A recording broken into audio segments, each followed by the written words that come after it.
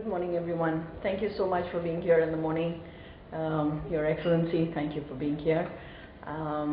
It is a pleasure to have Senator Segal with us here on a topic which I think is of great interest in today's world, looking at headline news every day.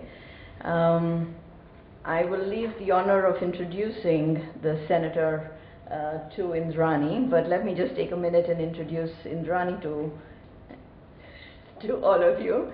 Indrani is the diplomatic editor of the Times of India, writes amazing stories, is all over the world covering everything and anything that makes news. We are also very proud to have Indrani as a fellow of the Aspen Leadership Program. Thank you, Indrani, for being there. And with that, it was those few words, Indrani. I'll leave it to you and get the program going and to take it over from here. Thank you. Good morning, everybody. First,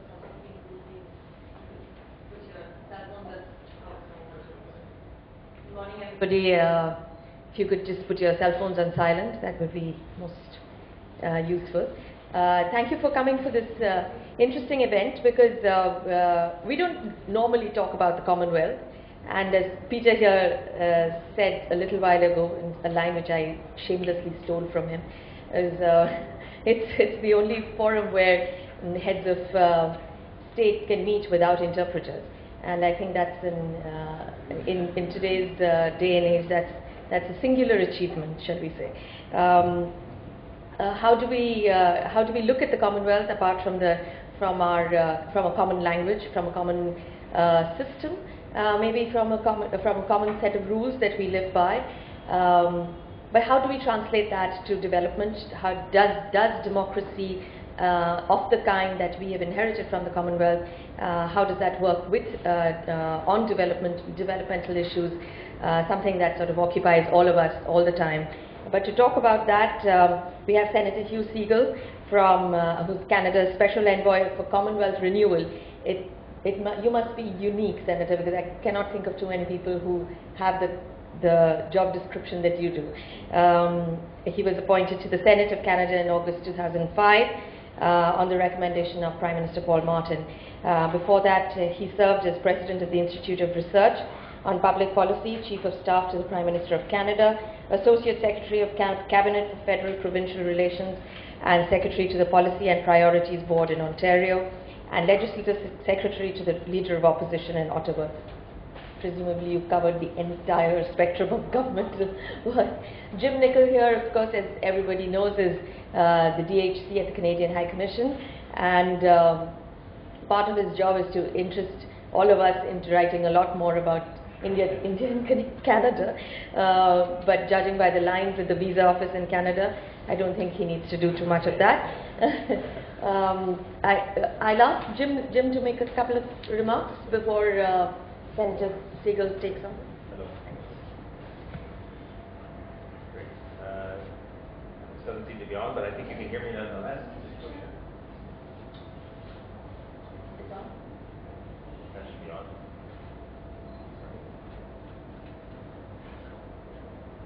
Thank you very much, Indrani, and thank you, Kieran, as well, for organizing this event for our special guest. It's a great pleasure for us to have this opportunity to have Senator Segal here with us today to speak about this topic. I might just provide a little bit additional background to the senator that doesn't appear in the biographical notes that were prepared. Actually, Senator Segal is a household name in Canada. He's been involved in Canadian public policy and public political debate for over 30 years. Many of us have enjoyed the debates on Canadian public policy and the shaping of public policy through the commentary that the Senator has made on many of the big issues in Canadian public policy over that time period. He has been a regular feature on Canadian television, debating with political foes and with other commentators on the panels discussing all the big issues in Canada, whether it's free trade agreements with the United States, within North America or the hemisphere, whether it's on healthcare issues in Canada, whether it's on federal-provincial relations, whether it's on constitutional issues. He's pretty much covered the waterfront. And as I say, he's a household name in Canada, and we're very pleased to have him here to speak about this particularly pertinent topic today. Thank you very much.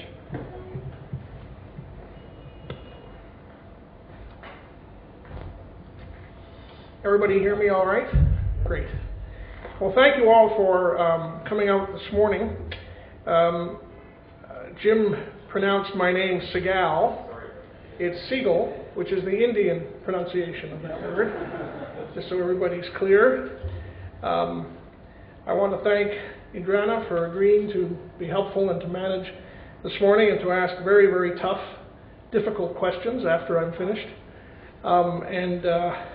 I'm very, very appreciative of the Aspen Institute for being so hospitable and making this format possible.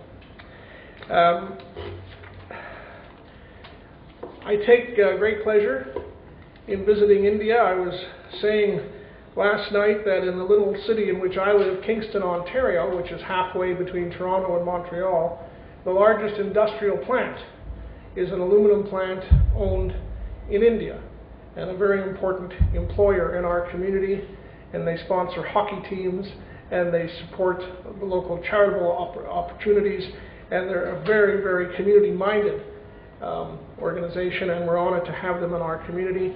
And I think that is just one tiny example of how the world view of India is changing in so many constructive ways.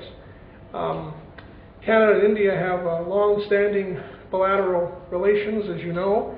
Indian leadership on critical issues is becoming more and more important to what I call the right balance in world affairs. I think of India's very strong engagement on a Commonwealth issue, the Maldives, in the last little while, a role that was constructive in terms of reconciliation. I also think of India's leadership and engagement in terms of reconciliation in Sri Lanka, a matter of no limited controversy in this part of the world, but India's support for the human rights decision in Geneva in March was a very significant signal to the world of where India stands and our common commitment in the Commonwealth to human rights, respect for the rule of law, and democracy overall.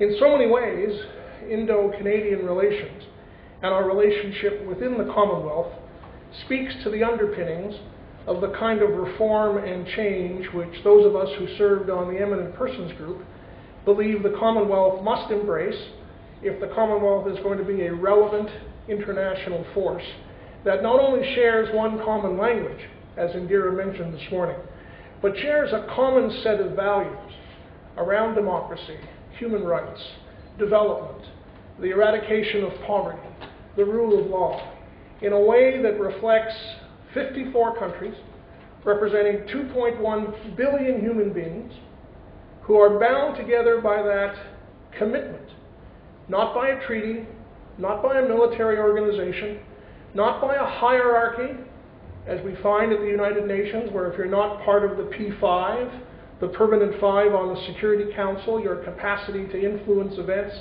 is actually quite diminished, but by a common resolve to work together to improve the life of the 2.1 billion people who are fortunate enough to call themselves Commonwealth citizens.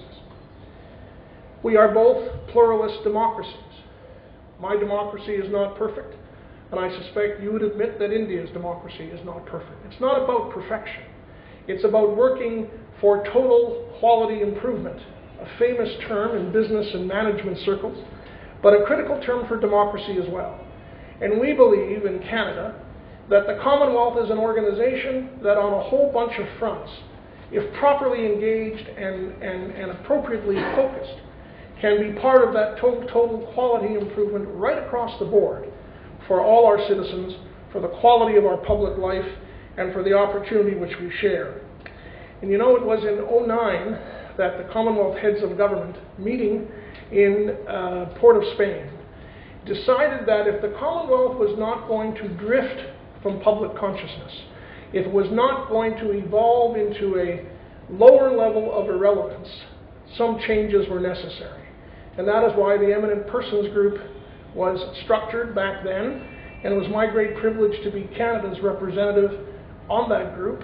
And my colleagues, 9 colleagues and I, worked for a very long time. This was not gathering for dinner once in London and generating a list of recommendations. This was a detailed, rigorous effort, 5 meetings, 18 months, 300 submissions, visits to countries after we published our core principles. We went around to countries to get their response to it. I was responsible for various parts of Africa. We had a very robust membership.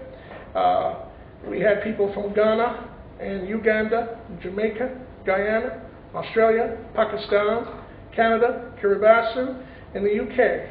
And we were headed by the former Prime Minister of Malaysia, Tun Abdul Badawi, who did an outstanding job in focusing a very detailed report which we brought to CHOGM in Perth. You know, India is the largest democracy in the world, with a diversity unrivaled anywhere else in the world. Neither your democracy or ours is perfect, but we are committed to improving its structure, its coherence, and its fairness over time. It is important here to keep in mind that India's wisdom, which has been developed over years of shaping this remarkable democracy, shaping remarkable progress technologically, economically, lifting millions out of poverty, is a wisdom that the Commonwealth desperately needs at this point in its development, which is one of the reasons it's my great privilege to be in this country to make this case. I'm also delighted that the Aspen Institute has facilitated this discussion. Your mission statement says, and I know you'll correct me if I get it wrong, to foster values-based leadership, encouraging individuals to reflect on the ideals and ideas that define a good society, provide a neutral and balanced venue for discussing and acting on critical issues. Am I close? Good. God bless. Thank you. The executive summary of our Eminent Persons Group report says, the Commonwealth of Nations should continue to be an important player in the world, drawing on its rich diversity to help build global consensus around the Commonwealth's core values. There are not huge gaps between those two statements.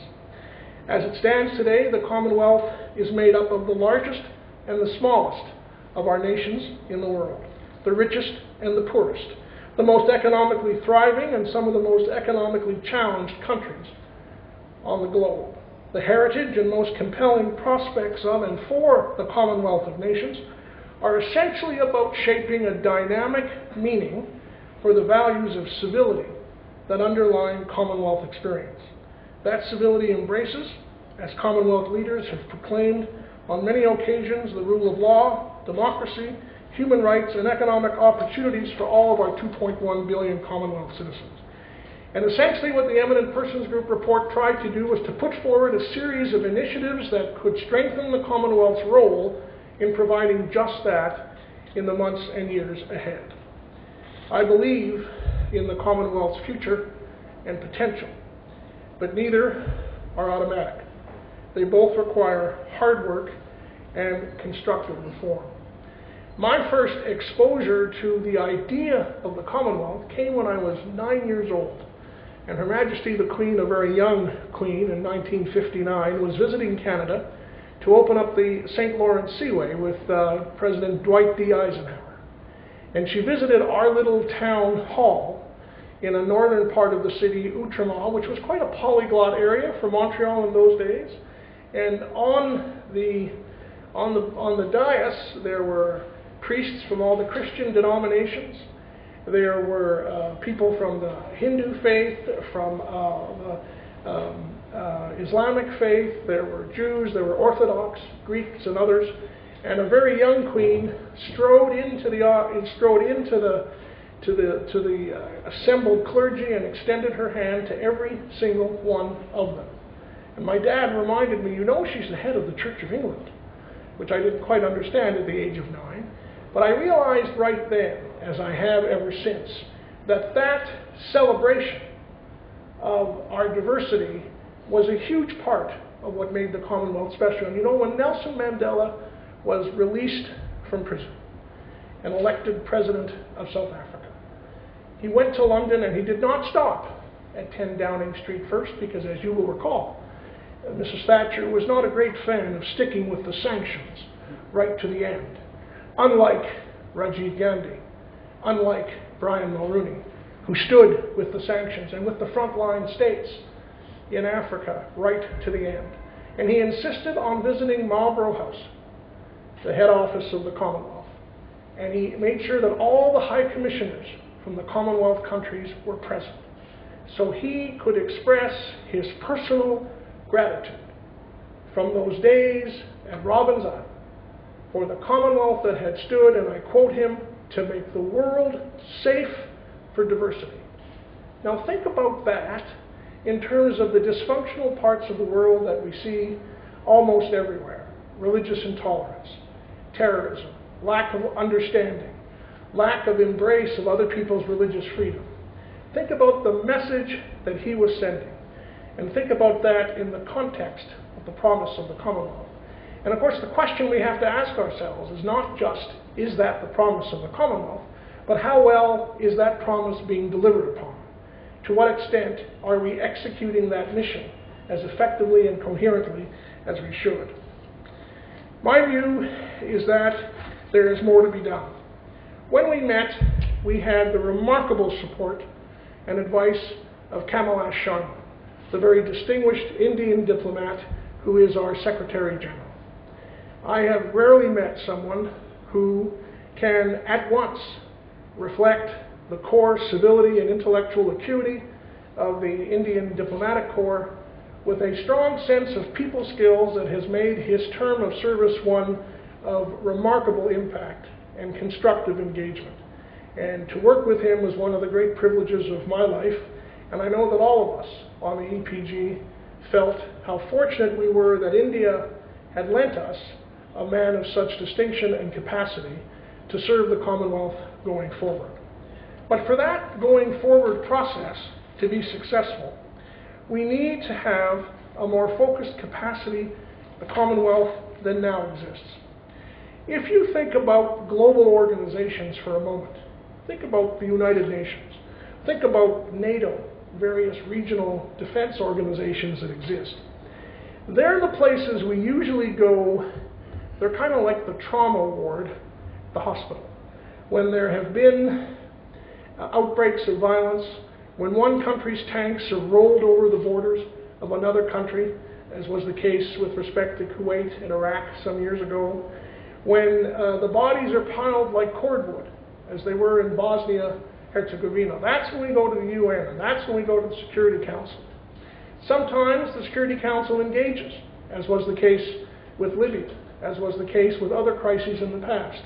Up until this very moment, we're not sure how that engagement works with respect to Syria, as we sit here. The issue, I think, for those of us who are thinking about the future is what are the organizations and how can they be strengthened who are part of the prophylactic cycle of keeping bad things from happening, of getting there first so that violence is the last option, so that democracy is strong, so that development is real, so that accountability of governments for how development dollars are spent is consistent, and where the people have a voice in their own future. That has always been my view of what the Commonwealth can be at its best. But if it's going to do that, it has to have instruments greater than those now available to His Excellency the Secretary General. The good news is that out of Perth, we had 9 recommendations with respect to the Commonwealth Ministers' Action Group that passed and are now in place. In the old days, the Commonwealth Ministers' Action Group, which by the way is by rotation, there's no permanent 5, and there is no veto in anybody's hands, only engaged when there had been a formal coup d'etat. Otherwise, they didn't meet. Well, now there's a series of trigger points that have been put in and passed by the heads of government and the foreign ministers, which says that there are a series of other things that might happen, such as the abrogation of human rights, such as putting off an election arbitrarily without having any consultation with the opposition. such as internal oppression of a particular minority for one reason or another, where CMAG would have to meet and have to engage. And so, for example, CMAG met very, very quickly when there was, shall we call it, a precipitous change of government in the Maldives. There's a debate as to what did or didn't happen. I'll just call it precipitous for the purposes of our discussion this morning. It met instantly by telephone, it then met in person, it then dispatched a group of senior Commonwealth representatives, including Foreign Minister of Bangladesh, including the Deputy Foreign Minister of Australia and others, to be on the ground, to meet with all the sides, including the police, the ousted president, the newly incumbent president, to look for a way forward. They then reported back, and then a special envoy was appointed by Kamala Sharma.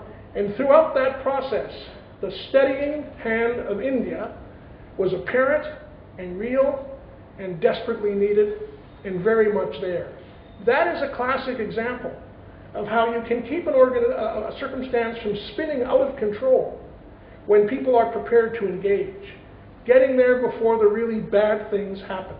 And some of our engagements have been constructive, but many of our engagements have been, in my judgment, too silent, too passive, too disengaged from reality on the ground. And unless we bridge that gap going forward, we will find ourselves, I think, facing the risk of irrelevance on a very substantive basis. I think it's also important to understand that the Commonwealth does not legislate for any one of its 54 members. We're a voluntary organization. We can meet in CMAG and agree on sanctions or agree to ask someone to leave the Commonwealth or to suspend membership temporarily. But we do not have the ability to legislate because every country is a sovereign member. They make up their own decisions through their own government, their own parliament, their own political system. But that doesn't mean that we should stand back in the Commonwealth from core values that we would trumpet and advance and sell and propose and sustain, which all governments would have to address in the context of their domestic decision making. Think about this fact for a moment. 1/3 of the people of the world live in Commonwealth countries. 60% of those who suffer from HIV/AIDS live in Commonwealth countries. There's a reason for that. In 41 Commonwealth countries, there are some laws in place that would make it very, very dangerous for somebody suffering from HIV/AIDS to self-identify for the purpose of getting medical help. We have the medical science now for people who suffer from that disease to have almost normal lives and to have a legitimate longevity. But we need to have access in terms of best practices to those public health avenues. And therefore, we recommended in the EPG report that that public health priority should be first and foremost. And that whatever countries may have as their own respective preferences relative to how they treat homosexuality within their own ethical and or legal code, the public health imperative cannot be diluted. It cannot be diminished. We took the position, for example, and Asma Jahangir, a wonderful human rights activist, the chair of the Supreme Court Bar in Pakistan, fought very hard for this. And I'm delighted to say that she won the John Diefenbaker Award for International Human Rights Advocacy last year, Foreign Affairs Department in Canada. Asma Jahangir fought for a Commonwealth position against forced marriage. Forced marriage, not arranged marriage involving people who are at a majority age, but forced marriage. Because if we're going to move on the front of HIV/AIDS, we must move on the front of women's rights and women's freedom. Because the numbers are absolutely clear. In countries where women's rights in the Commonwealth are respected, where educational attainment is increased, where their freedom of action is expanded, those countries are the ones making the most economic and political progress. And in countries where women's rights are suppressed, economic progress is similarly diminished. And as an organization that believes in encouraging economic progress, both in terms of outcomes and in terms of process, the Commonwealth should be without ambivalence on that kind of issue. We made a recommendation at the EPG, which Canada supports, for a commissioner for the rule of law, human rights, and democracy. And we made that recommendation because we want to expand the instruments available to the Secretary General and to the Commonwealth Ministerial Action Group to deploy when countries get into difficulty of one form or another. The Commonwealth is not about shame and blame. We leave that to others. But the Commonwealth is about substantive engagement to help countries that are developing democratic traditions, that are working through challenges, that need some advice and counsel, can benefit from Commonwealth parliamentarians from all over the world being part of that process, can benefit from the Commonwealth Business Council assisting in development and assisting in investment. We need to be able to engage with the proper resources on the ground. Let me say a word about resources in defense of Kamala Sharma, who is working to do great work with a limited budget. The staff, the Commonwealth Secretariat in London is less than the staff of the UN cafeteria in New York. I'm not making a value judgment as to which is more important. I'm sure if I worked at the UN, I would think the cafeteria was pretty significant. But if we're going to do the job that has to be done, we have to have the capacity to do it. The budget is about 40 million British pounds. That is not a tremendous amount of money. It is, on the face of it, a substantial amount of money. And we have quite an extensive set of recommendations on a Commonwealth Secretariat that is modernized, that is fit for purpose, that is able to engage, to reallocate around priorities, which all our governments across the Commonwealth are doing in these challenging times. We also think that when countries wish to join the Commonwealth, and there's always a list of countries that are petitioning to enter, other than the politics of which government head would like to see that country join, and if you think about Rwanda, I think Mr. Blair was very, very keen on that administration joining when Mozambique joined. Their head of government happened to be married to Nelson Mandela, so we can understand the general support for that facilitation, even though neither one of those countries had any connection with the British colonial or historical tradition. That being said, there are now countries who do have some of that connection in the Gulf and elsewhere, who are showing an interest, and the issue becomes, how do you assess whether, while the country may not be a perfect democracy as we speak, they are moving in the direction of increasing democratic involvement and democratic accountability over time? Who does that? We think a permanent commissioner working for the advancement of human rights, democracy, and the rule of law would be a great asset to the process, and we're working very hard to see that recommendation carried forward. Let me say something else which probably has not made it through the media coverage of our report. London is a wonderful city. It's also one of the most expensive cities in the world. It's not our view that every Commonwealth agency has to be based in London. You have the Commonwealth Human Rights Initiative here in Delhi, which does outstanding work. In our view, a Commonwealth that had a larger footprint with more of its operating groups and agencies across the Commonwealth would be, in my judgment, far more relevant to our day-to-day lives as citizens of the Commonwealth. We have a little agency in Vancouver called the Commonwealth of Learning, and it basically engages to provide support for distance learning, some of the highly technical areas of economic and other kinds of education, and it does so without taking a penny from Marlborough House in London.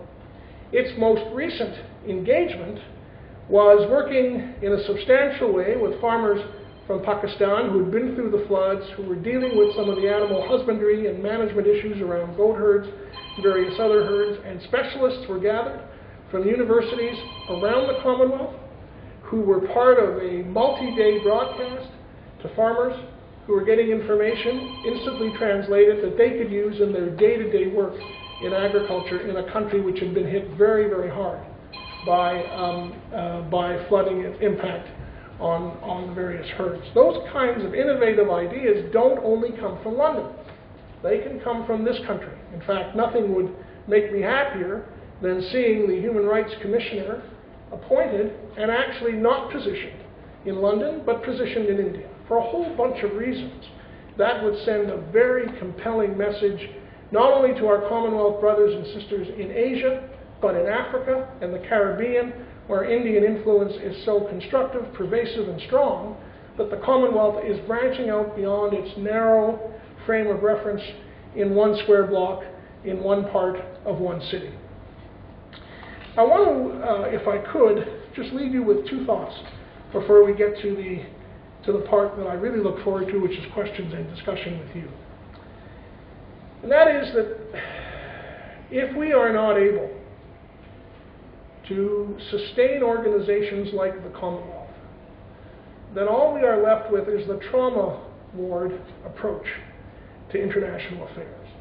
And we all know that by the time you get to the trauma ward, the costs, the losses in human life, the cost in international affairs and relations and development are much higher than if you can invest earlier on to keep the bad things from happening.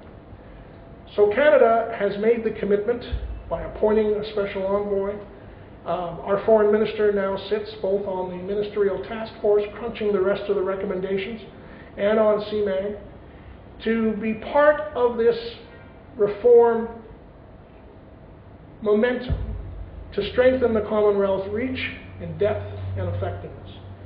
And I am not in any way overstating Canada's aspirations by saying that we look to India to provide the leadership, the wisdom, the sagacity, and the instrumentality to make this a process which is not just about one part of the Commonwealth, but about all of the Commonwealth. The wisdom that this country has, it has earned, its remarkable success on economic, political, technological fronts, its huge pivot position on international affairs is not lost upon us.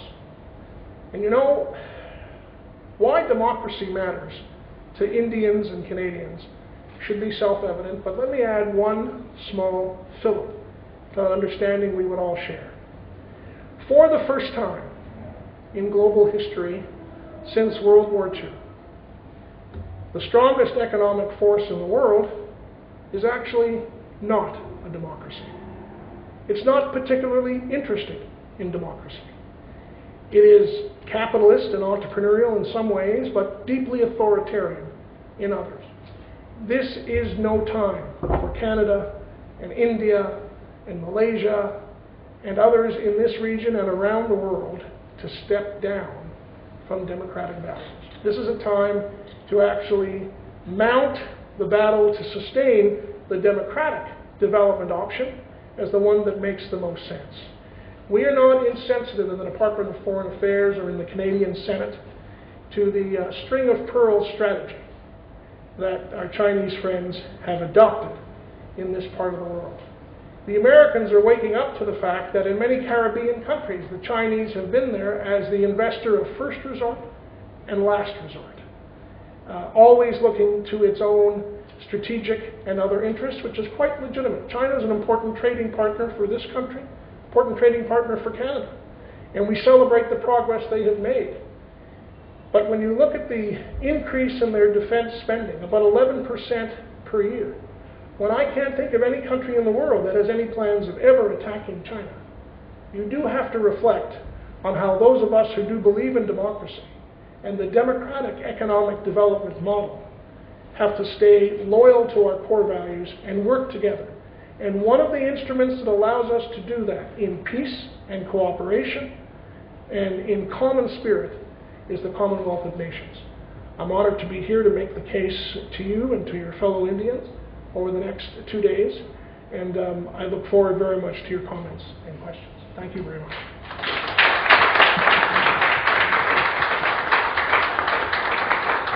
Thank you, Senator Siegel. You left us with a lot of stuff to think about. Time to throw it open to the floor. Shall I?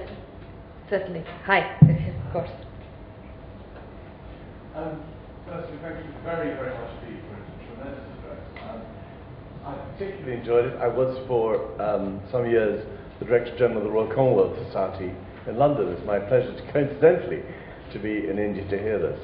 I think there are a couple of things I'd like to just add if possible. One is, of course, the Commonwealth's future is slightly uncertain in the sense that the Queen has played a very important role in keeping a sort of loyalty. Now, I'm not interested in who the successor should be, that's not my point.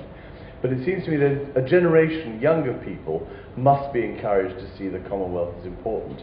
And a couple of ideas on that. One is the idea that we did talk about some years ago of having a Commonwealth passport that was allowed to a number of young people each year, say for 54 countries, say 500 from each country, 27,000 Commonwealth passports that allowed them to come and live and experience any other country in the Commonwealth during that year that they have it, or year and a half or 2 years, whatever the decision is made. The second is in between the TROGM years to have some youth council, some Commonwealth Youth Council for young leaders, again to be able to get them to understand the Commonwealth better. And the third thing is to encourage and strengthen the role of professional associations in the Commonwealth, which have played an enormous role, I mean doctors, lawyers and so on, to maintain that kind of level. Because otherwise I've got a feeling that once that structure, which has been, I think, quite usefully headed so far by the Queen, begins to go, it might be hard to maintain an understanding and a loyalty. Thank you. Please. I'll let you. No, thank you. Thank you. Your recommendations some time ago were quite prescient, because in the Eminent Persons Group report, the largest single cluster of recommendations was about young people. And that is due in fact, to our having been educated by a wonderful young Ugandan by the name of Sammy Kavuma, who I am sure will be Secretary General someday if he just keeps working at it, because he's so articulate and so compelling. And Sammy made not only your case, but went further.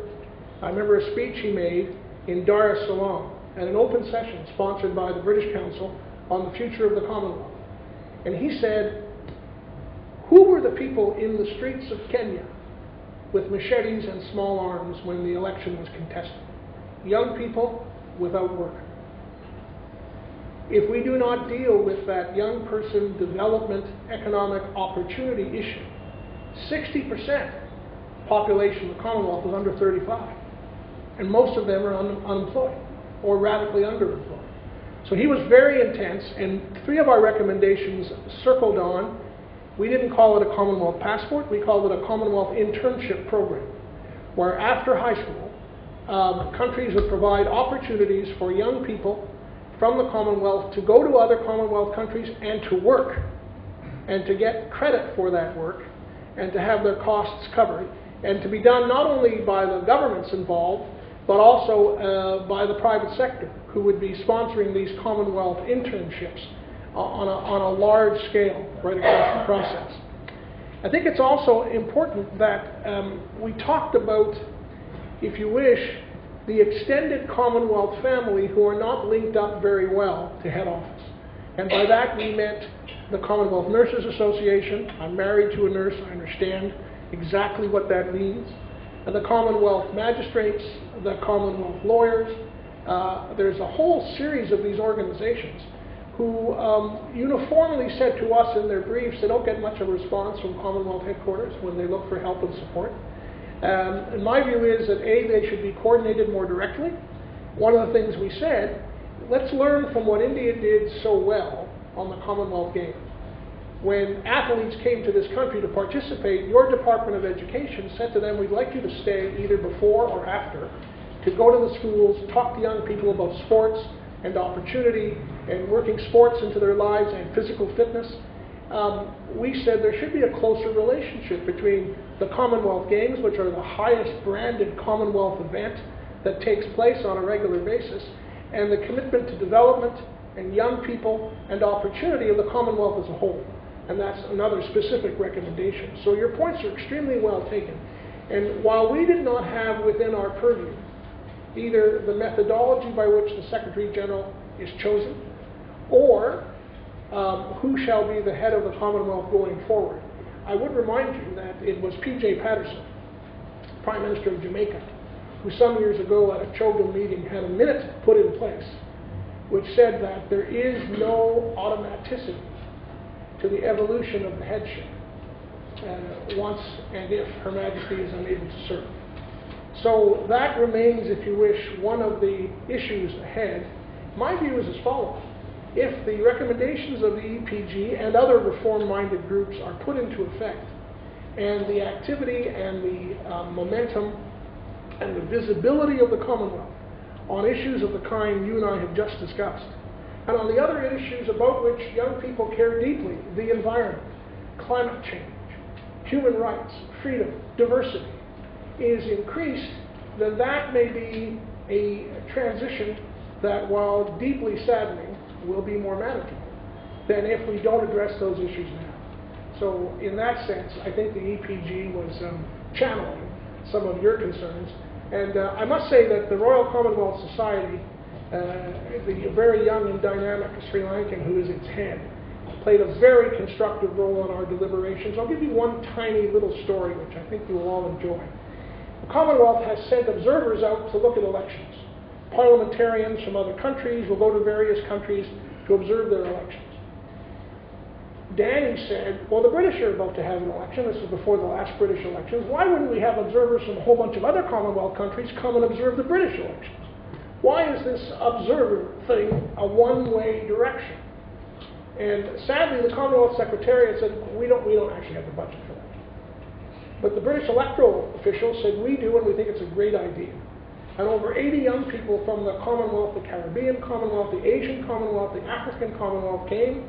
They went to the voting stations, the counting houses, made detailed reports, and had a huge experience, and by the way, made some very thoughtful recommendations as to how the process could be improved. Because if the Commonwealth is to succeed, this cannot be the old Commonwealth always giving advice. It's got to be the entire Commonwealth sharing its wisdom back and forth. Not north-south, but south-south and south-north. Otherwise, it will just disconnect from the new economic realities, which are by no means north-south anymore. It's interesting that you raised the subject of human rights, because if I remember correctly, we couldn't present the human rights report right at the last CHOGM. And I think that that sort of highlights the dilemma that we all live with, which is we do promote human rights. You do then have nations that would stop at the doorstep of what they call sovereignty. And we do have an alternative that is apparently succeeding really well without all the rules and all the difficulties that the Commonwealth, democracy, and all our rules of law have. How do you propose to bridge this gap, or rather bridge this discrepancy in approach? The EPG, Indira, made basically several recommendations on this front, which are still very much alive and well in the tall grass, and which we're working to get. First of all, we said that the democratic observer function, which has classically been parliamentarians from other countries coming to watch election day. We all know that any government worth its salt can put together a kabuki play to make election day look fun. Billy Miller, the Deputy Prime Minister of Barbados, was on the ground with an observer team in the recent elections which returned Museveni in Uganda. And she reported that election, and this is a public report, the election day was about an 8 out of 10. Pretty good, as these things go. But when you looked at the entire framework of human rights, political financing, participation, there were some core problems. And now, the rest of her report is now an agenda, which in my judgment, the Human Rights Initiative, the Commonwealth Human Rights Commissioner should be working with the Museveni administration to improve between now and the next election. So you have this steady, ongoing, constructive progress. Nobody viewed her report, by the way, as shame and blame.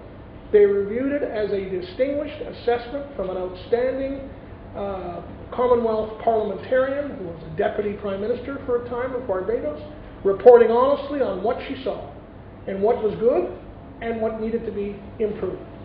We need more of that. The other thing that we suggested was, in those years when CHOGM is not meeting, Commonwealth foreign ministers should meet with the various groups that take the advocacy position of the CHRI, for detailed, constructive discussion. So it's not just every 2 years one tries to squeeze in to the civil Commonwealth meetings that accommodate either the meetings in Perth or the coming meetings in Colombo.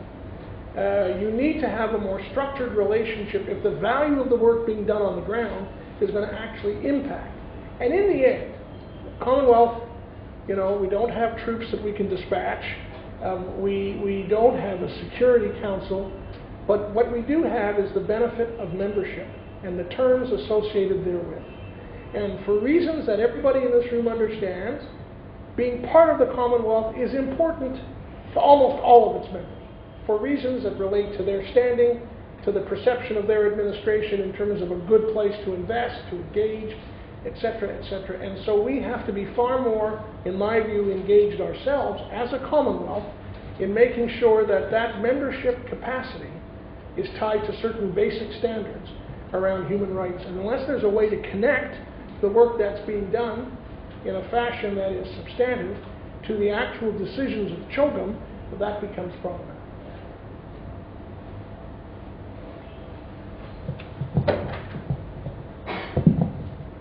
Sir, my name is Manmohan Bhagat. I am the former chairman of the Commonwealth Society of India and also chairman of the Earth Foundation. And a few years ago, in association with the Royal Commonwealth Society, we organized a Commonwealth Environment Conference in Delhi. Sir, what you have said is all music to our ears.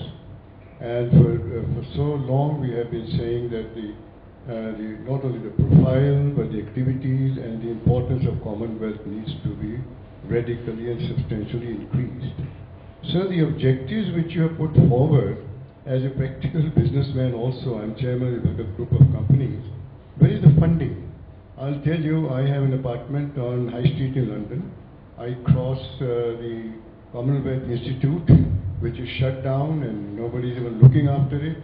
Royal Commonwealth Society has been cutting down on expenses.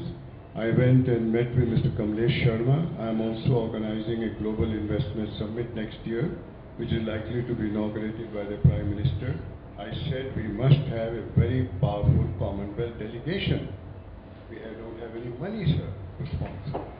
So there are two things I'd like to ask you. You obviously, the group of the eminent persons have produced a beautiful document, I'm sure. It's very comprehensive from what you have told us. Is this program or plan or recommendation, are they available on internet or is it something which we can share?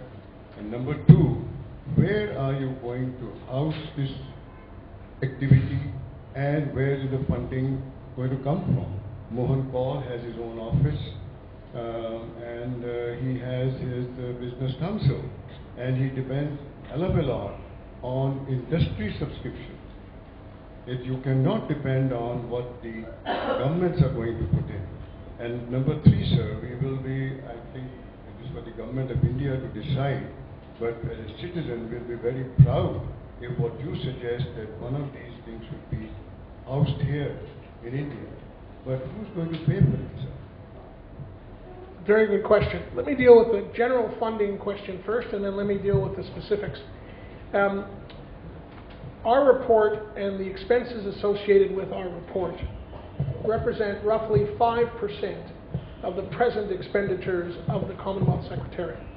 So we are very much of the view that they can reallocate within their existing priorities the 5% necessary to achieve the new priorities which we have recommended in our report. And as you will know from your own corporate experience and government experience, everybody has to reallocate based on new priorities. It's not easy because there's always people who are committed to the old priorities, but every once in a while that kind of fit-for-purpose analysis and change has to happen. Secondly, and I met with Sir Alan Hazelhurst, the head of the Parliamentary Association, and I've met with various members of the Business Council. I think we have a capacity to put some of the actual administrative coherence and robustness in London together between those groups to get better economies of scale, more efficiency and more effectiveness. And one of our recommendations, by the way, was that there should be a status of membership for the Commonwealth Business Council, not just for the big corporations, that can afford to send in the subscription fee because they're large enough and they see it of great value to them in terms of their global linkages to do that. But for small and intermediate-sized enterprises that are often headed by women, for example, there should be a way for them to be part of the Commonwealth Business Council to broaden the reach, and that may suggest a graduated approach relative to financing. The other thing we said was, we think it's important to bring the private sector to the table. There are two ways to do that. There is the traditional, what I would call, Chinese wall approach. You have a broad program like a youth internship program, of which I spoke earlier.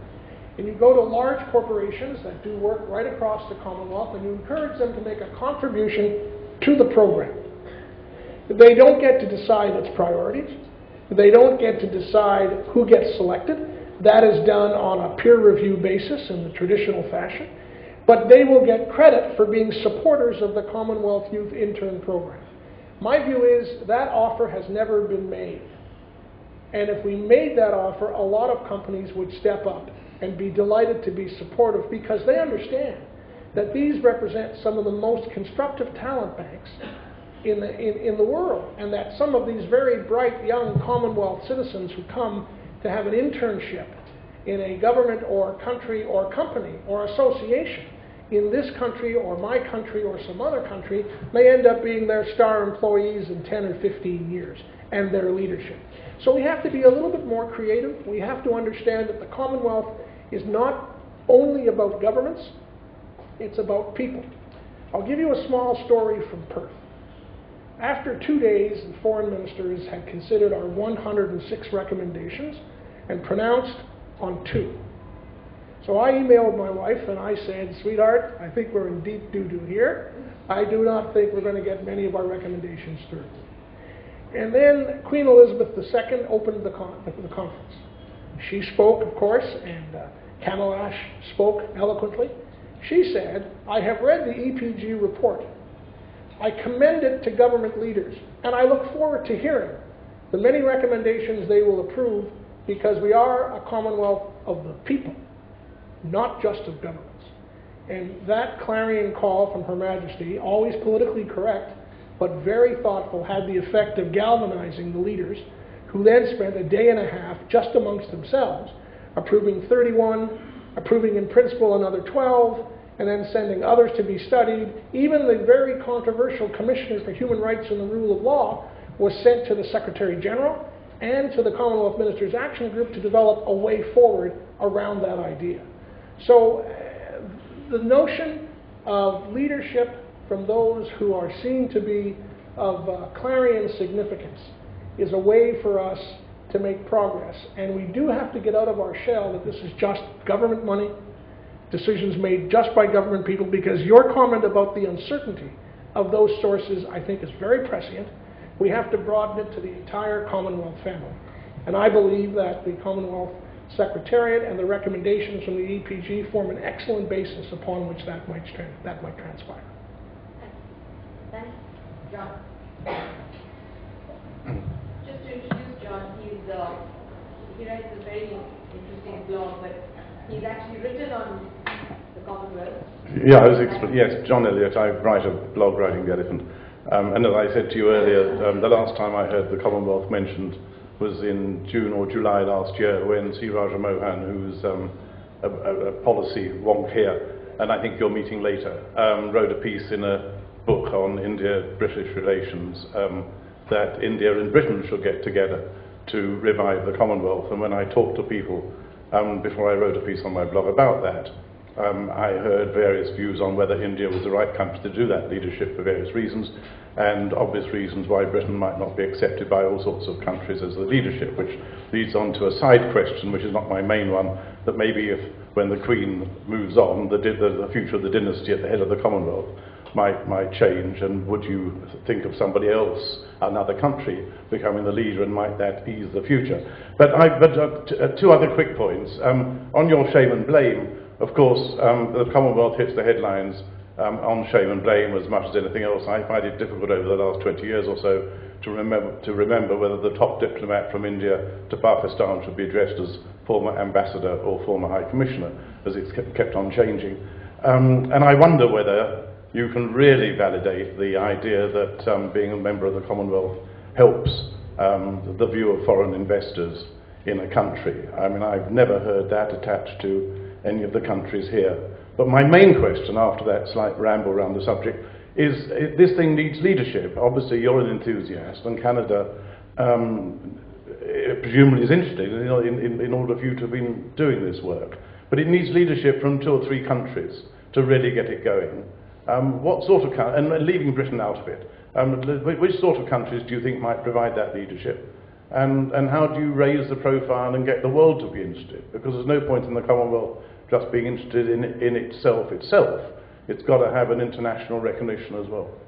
I'll deal with the last question first and work my way up your decision tree. The Commonwealth is perhaps the only global organization that has members in the Francophonie.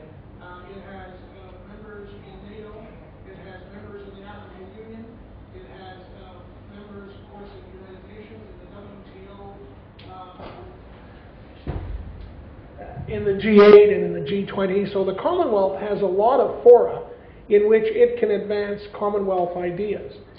Part of what we said in the EPG is that we are not using those fora constructively. We do not have a meeting, for example, of Commonwealth countries before various other organizations gather. Foreign ministers meet, usually around the time of the UN General Assembly in the fall in New York, and have a discussion of some of the issues that they are working on as Commonwealth countries. But the notion of a common Commonwealth position is not one that has been developed. We have suggested in the EPG report that specifically on matters of trade, specifically on matters of debt, IMF, and World Bank activity, where there are many Commonwealth countries which are exposed to various risks, we should be far more engaged in reflecting on those common interests. I was delighted that our Prime Minister in Canada initiated the process before the G20 that was chaired in Canada of inviting Kamala Sharma on behalf of the Commonwealth to come and do a detailed briefing on the economic challenges being faced by some of the poorer countries in the Commonwealth. Because we have some of the wealthiest and some of the poorest. The G20 tends to be just the wealthiest by definition. The G8 tends to be the wealthiest, the largest by definition. We think it's important to have a cross-pollination, and Canada is very supportive of that, and nothing would make Canada happier than if the Commonwealth had a stance on issues of trade, on issues of debt management. One of our challenges is disincentive. When a Commonwealth country gets over the OECD developmental line, it loses access to preferential funding from some of the international bodies that are there to help, even though they may have levels of poverty and other difficulty in their countries which still need support and help. Commonwealth should have a position on that. There should be a way to develop some of those moving standards in a way that are not a disincentive for more economic development and improvement. I happen to think that there are many countries in the world, in Africa. I happened to be in Africa during the Indo-African Summit, and I know how many foreign ministers were of the view that being at the Indo-African Summit was more important than meeting with me, and had I been one of those foreign ministers, I would have taken the same position they did. The influence there, the influence of countries like South Africa, are very, very, very, very substantial, and those are the countries that should join with Canada and others in this process of renewal and reform. If it's just the old Commonwealth countries, you know, the Commonwealth began with a very small amount of countries, of which India was always a founding member, I hasten to add. It now has 54. It had one sort of common Anglo-Saxon background. Now it has a multiplicity of ethnic origins and backgrounds. And it emerged from an empire to be a series of growing and dynamic and economically quite robust democracies. So that kind of evolution requires change. Change in your mechanisms, in your organization. And it also requires, if I may say, what I would call a constructive flexibility. One of the things we said at the EPG was that, and let's take Pakistan because it's part of the past, when there were the difficulties around whether Musharraf was going to be a general in power or an elected president in power, there was a temporary suspension. We didn't know it was temporary at the time of Pakistan. And then when a democratic process was put back into place, then they were welcomed back with open arms. Our line has always been, in the EPG anyway, that every once in a while you may have to close the window on a particular government which has strayed off what we would call the democratic mainframe. But there's always a candle in the window for the people of that country, and we always have to work very hard. If you think about the rules that governed our relationship when Sonny Rampat led the attack on apartheid South Africa, backed up by India and Canada and the frontline states. This was not about the people of South Africa, this was about their government. And until their government evolved to be a majoritarian, non-racial democracy, they were not going to be a member of the Commonwealth. But the minute they made that change, the very same people who had been on the side of keeping them out were the same people campaigning as hard as they could to get them back in, because they were always a part of the family. I think we have to be more clear and more open about that. I think CMAG has to be a more open body. When the Commonwealth Ministers Action Group meets, as they did recently on the Maldives, in the old days they would have had a meeting on the Maldives, and there would have been a statement that there was a meeting on the Maldives. But there wouldn't have been a statement about what they discussed, and what they were looking to see transpire, and where the future should go, and how agreeing on dates for elections and other things would be a part of the healing process.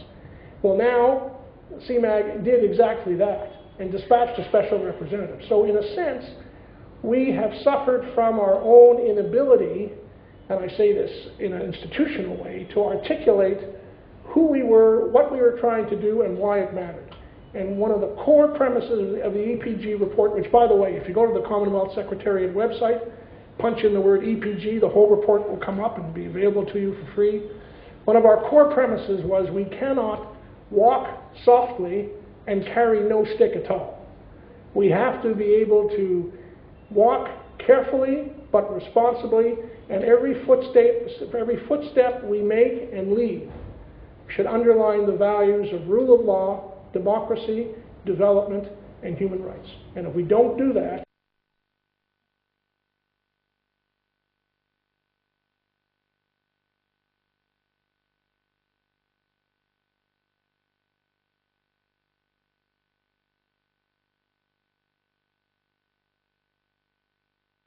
that I don't know that I can be a constructive engagee on the process.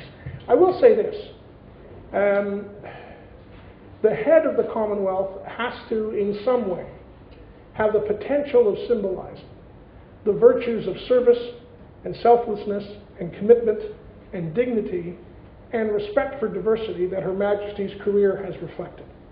So that is a tall order, but I don't for 1 minute suspect that it can't be filled. I just hope it doesn't have to be filled for many decades to come. Moses had a biblical life of 120. And when I was told that in my Bible school, I was also told by the professor that the good Lord took Moses on his 120th birthday. And when a few of us in the back of the room started to go, "Happy birthday to you," we were summarily kicked out to the principal's office. So I won't go there. Senator, it was very nice to listen to you about Commonwealth and its role. My thoughts go back to the year 1983 when India was the host to CHOGM conference.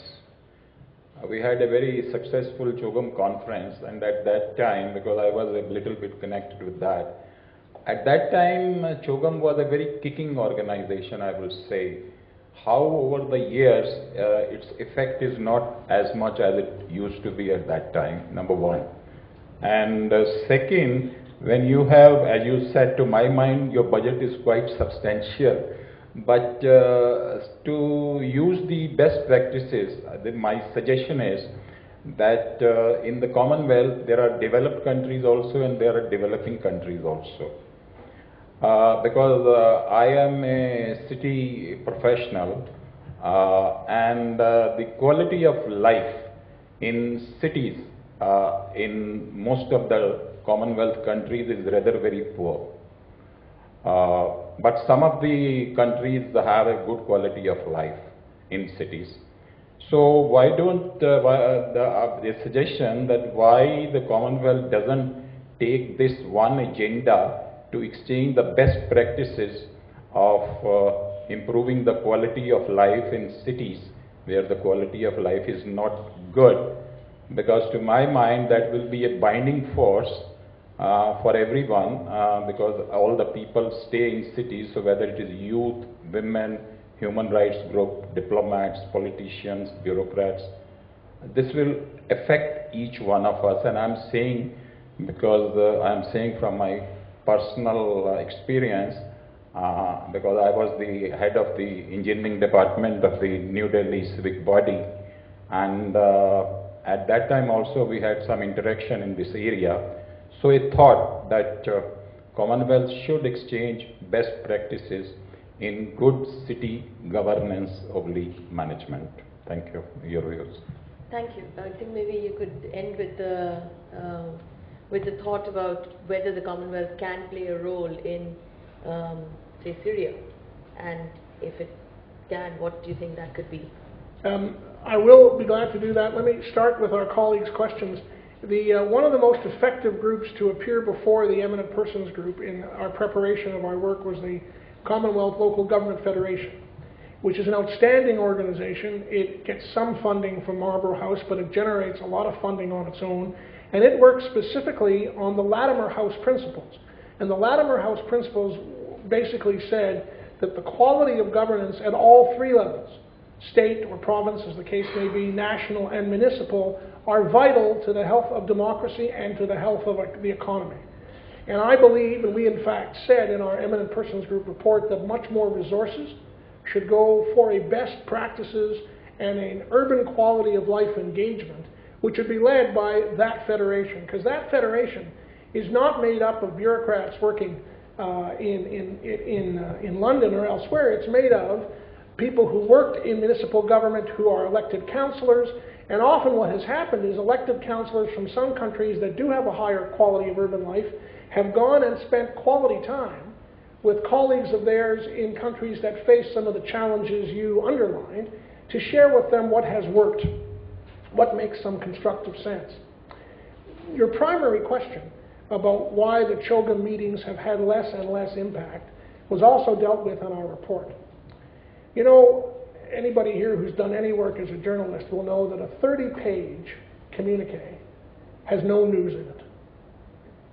Anything that's 30 pages long has no news in it, and no journalist or newspaper or broadcast operation is going to be able to invest the time to suss out the news.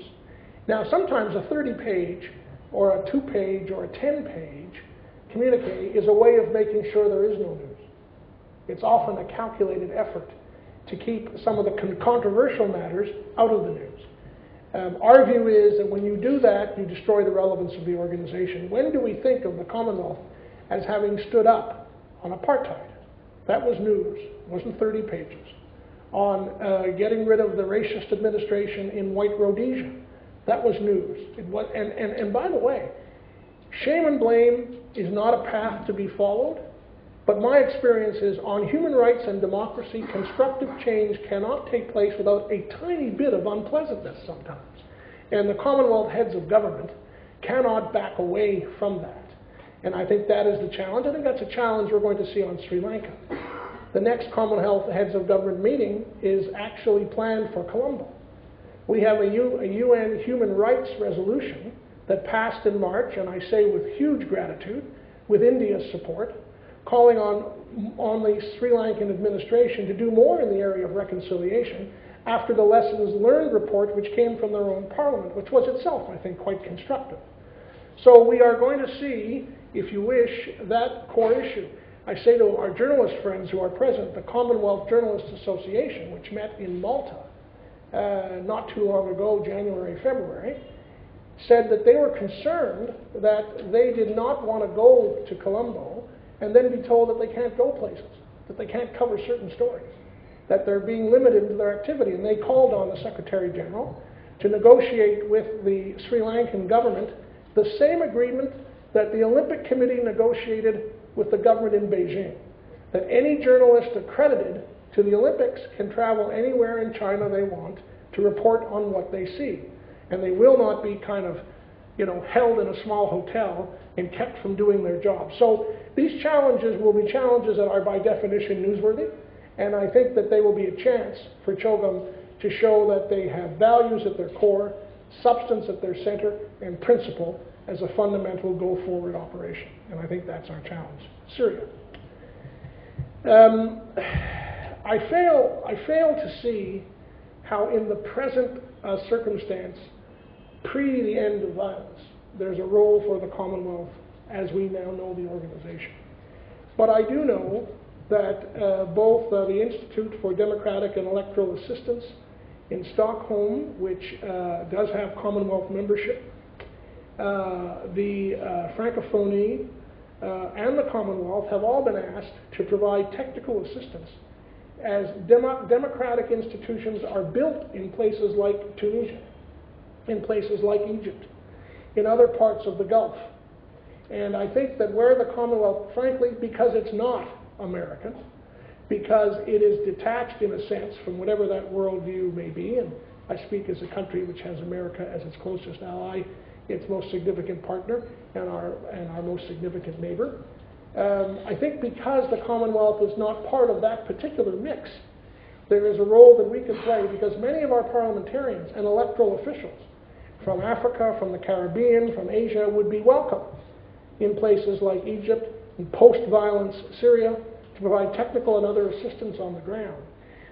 And I think that's something which we should be very engaged on trying to do, because while the Commonwealth's primary duty is to its own membership, all the members of the Commonwealth are parts of other global organizations where the expertise and ability in the Commonwealth can be of immense value. Thank you. That was an extremely enriching hour and a half this morning, and I think at the end of the day we can work on a tagline that makes the Commonwealth the most attractive place to join. But thank you so much, Jim and the High Commission, for all the work that they've put into this, and have a good day. Thank you.